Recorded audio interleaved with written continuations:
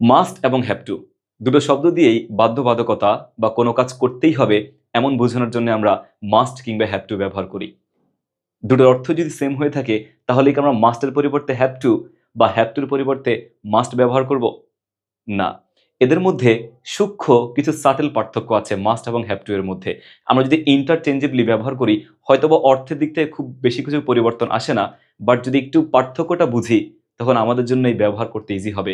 এটার লেখার দক্ষতা অনেক বেড়ে যাবে। যেমন দেখো কোথায় মাস্ট ব্যবহার করতে হবে, কোথায় হ্যাভ টু ব্যবহার করতে হবে একটু দেখার চেষ্টা করি। মাস্ট হচ্ছে যখন আমরা কোনো জিনিস বাধ্যবাধকতায় বুঝাবে কিন্তু সেই বাধ্যবাধকতা আমরা ব্যক্তি নিজে থেকেই ইন্ডিকেট করছে। ব্যক্তি নিজে থেকে অনুভব করছে এই কাজটা করতেই হবে। তাই কেউ প্রেশার দিচ্ছে না কাজটা করো, কাজটা করতেই হবে। সে নিজে থেকে অনুভব করছে আমার কাজটা করা ইম্পর্টেন্ট, আমার কাজটা করতেই হবে। যেমন একজন শিক্ষার্থীর সামনে পরীক্ষা, সে পরীক্ষার সিলেবাস তার এখনো কাভার করা হয় নাই, তাকে কেউ প্রেশারও দিবে না যে তোমার সিলেবাস কাভার করতে হবে। সে নিজে থেকে অনুভব করছে তার সিলেবাস কাভার করা উচিত, তাই সে পড়বে। সো এই ক্ষেত্রে ব্যক্তি নিজে থেকে ইম্পর্টেন্ট অনুভব করছে, ইম্পর্টেন্স বুঝতেছে, দ্যাটস ওয়াই আমরা তখন মাস্ট ব্যবহার করব।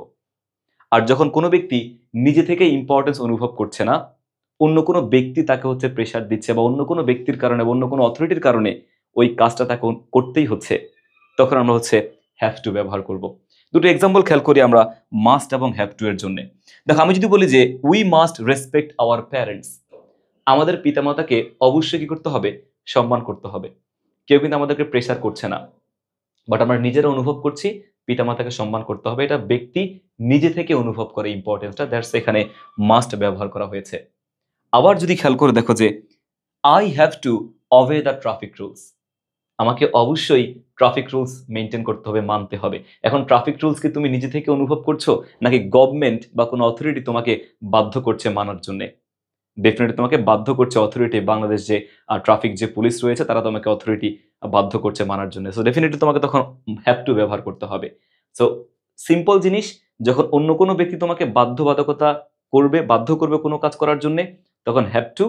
আর যখন নিজে থেকে কোনো জিনিস তুমি বাধ্য হবা করতে নিজের ইম্পর্টেন্স থেকে, তখন তুমি মাস্ট ব্যবহার করবা। সো মাস্ট এবং হ্যাভ টু নিয়ে কিছু সেন্টেন্স আমরা আমাদের ভিডিওর কমেন্টে জানিয়ে দিতে পারি। That's all for today. আল্লাহ হাফেজ।